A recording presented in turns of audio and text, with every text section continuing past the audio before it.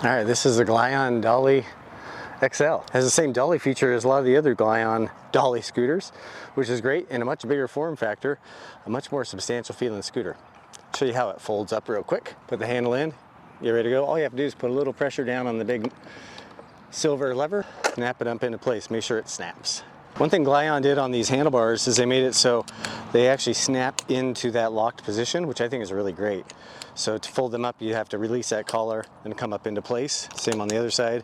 And there are a couple adjustment screws in here, so you can really get all the play out. At a certain point though, it makes it harder to fold back down. The handlebar also stays all the way down with this pin. So all the handlebars are really kind of anchored into place in the folded dolly position. So to set the handlebars, you just come up and clamp them down. The only thing I would say here is you only have, a small amount of handlebar repositioning. All the dimensions from the deck are down in the description, so it's a little limiting. I kind of wish the handlebar was a little taller. So the nice thing, the dolly gives you a couple options if you're commuting and you're moving your scooter around. A lot of times I'll do just this. I'll just kind of have it ready to ride, handlebars folded or unfolded, and just kind of pushing it to where I want to go. The folding mechanism is really the same on all the dolly scooters.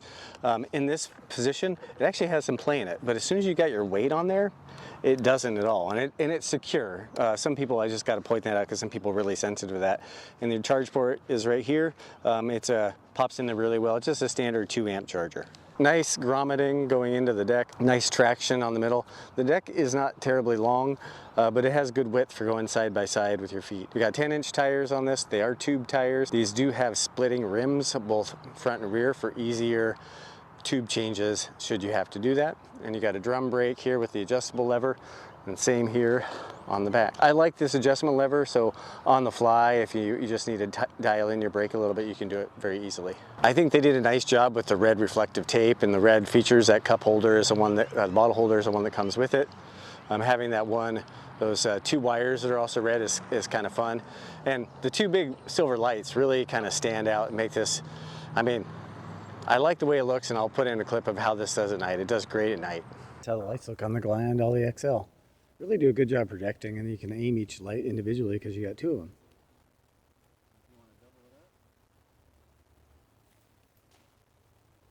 All right, the motor cable coming in. This is a 400 watt nominal, 800, I think it's 800 watt peak output rated motor. We got a 36 volt, 12.8 amp hour battery of Samsung cells. So for this price point, which is right now $699, having Samsung cells, even though you got 36 volts, is really great. You can tell the deck's actually fairly slim, but you got a pretty good amount of clearance with these 10-inch tires, but still you got nice stability as well.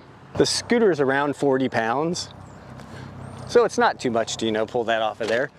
But, I wouldn't choose to be packing this a lot, even though you can do that in the folded position.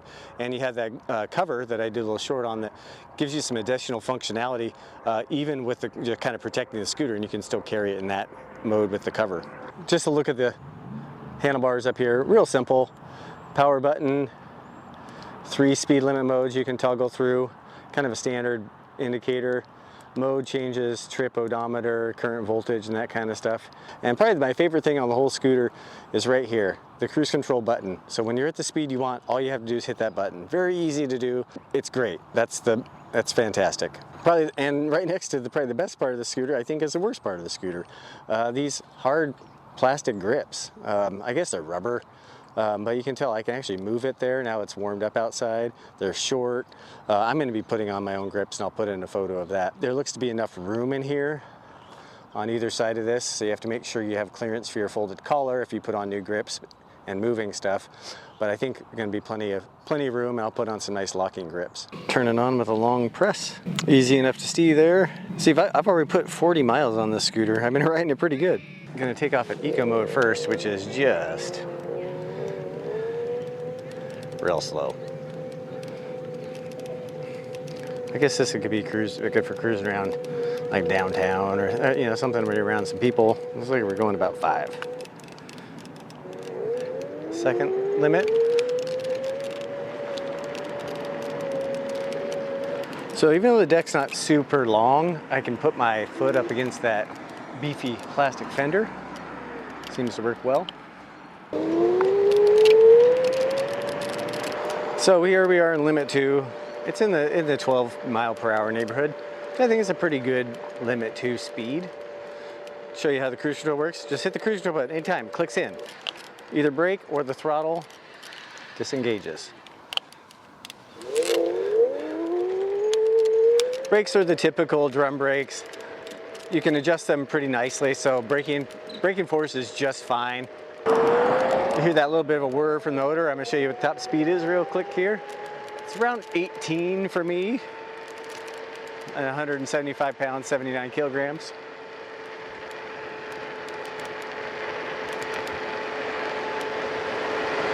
And again, I can just click in the cruise control. So easy.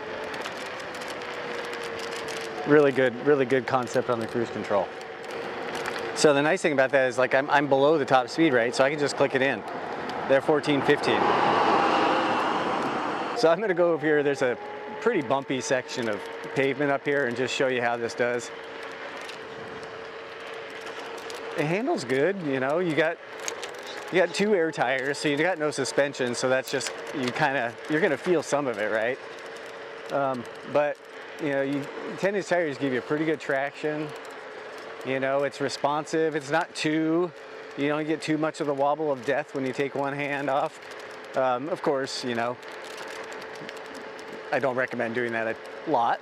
As I mentioned, this one height of, I think it's 38.5 inches from the deck of the handlebars is probably going to be a little low for some people. So here's a bumpy section of it, and I'll whistle or something here for you. You'll hear my whistle.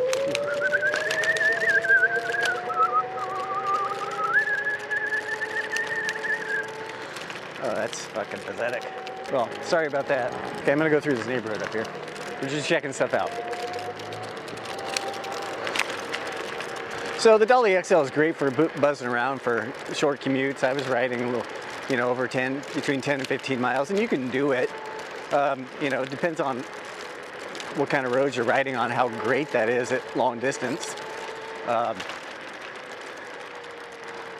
I mean, the Dolly feature, I think if you came from another scooter, especially like a 9-bod or something without handlebars that collapse down, and that combination of having the handlebars collapse and be able to store this thing upright, man, it's really a game changer, especially for people living in smaller spaces. I'm just see how well this thing whips around.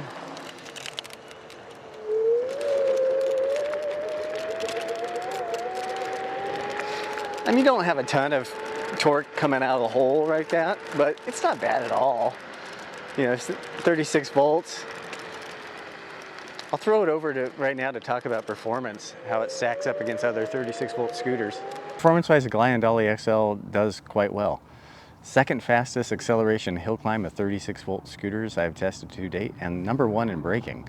Sometimes braking is related more to, it's got the drum brakes, but the way the scooter's built and the kind of lower handlebars, you can really like dig down into it. So I felt like I was braking really quickly on this particular scooter for whatever reason. Now, if you compare this to, on the graph I show, some 48 volt scooters, so much more higher output from a power side scooter, this one still holds its own in terms of other commuter scooters. So I'm really impressed by that, how it's doing. And from a range perspective, we're getting somewhere 14 to 16 miles here in the wintertime in Northern California, you know, 40 degrees Fahrenheit, you know, to 40 to 60 degrees Fahrenheit. Acceptable, maybe a little lower than advertised and a little more lower than I expected, but still pretty good. And top speed wise, right off the charger, I can get this about 18 miles per hour. You'll see some of the GPS overlay. It doesn't quite hit that high because I was slightly down in the battery.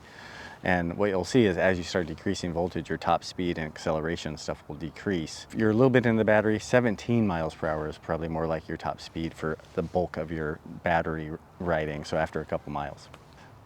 All in all, the Dolly, from a 36 volt standpoint, is quite a good performer. I like the size of the cruise control button too. Once I've gotten used to it, I can hit it without looking at it. You know, the horn is loud, which is a good trait in a horn, I suppose. So yeah, the Glion Dolly XL, it's like a practical commuter scooter while still retaining some fun. And man, I don't know. I'm gonna stop here for a second. It's out by this cool tree.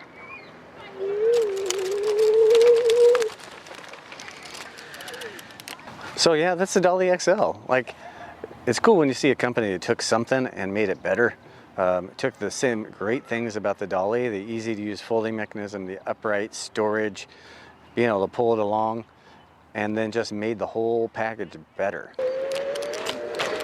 Right, now the question is, can we bunny hop? Oh, I don't know about bunny hopping it. I probably wouldn't do that again. So in conclusion, the Glion Dolly XL, I think it's a pretty damn good commuter scooter. I had to be honest. It's got a lot of features. I really like the Dolly feature, especially if you're riding multimodal transport. You can have it upright, it has a small footprint when doing that, and you can kind of have it up close to you and easier to hold if you're on a train or a bus or what have you. It just works really well for that. It's a really handy scooter. Like, I think a lot of people would, if you live in small spaces, be easy to put up in the corner. I think a lot of people would really dig this scooter. It doesn't get a lot of like talk out there, but I think it's maybe, you know, deserves a little more credit than it gets. So, oh, thanks for joining me today in eco mode. You know, probably get about 400 miles this way, but it would take you a long time to get there. 400 miles, probably a little bit of exaggeration, but I hope you're having a great day. Like and comment, give it a thumbs up. All that all helps me out, helps us all out. So you're awesome. Thanks.